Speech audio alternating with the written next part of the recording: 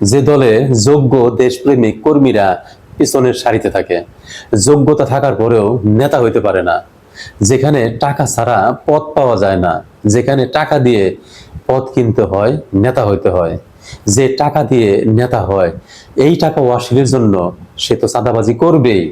যদি সে চাঁদাবাজি না করে তাহলে তার টাকা ওয়াসিল করবে কিভাবে? যে চাঁদাবাজি করে টেম্পো স্ট্যান্ড, বাস স্ট্যান্ডে, ফুটপাতে, বাজার ঘাটে, তার কোনো দোষ নাই।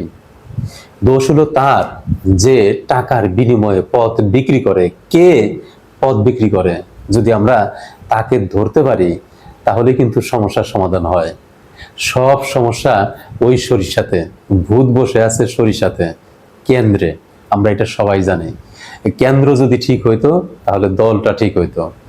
সব সমস্যা কেন্দ্রের ভিতরে। এটা কেন্দ্র যে পরিচালনা করতেছে একজনে, সেও কিন্তু এটা জানে।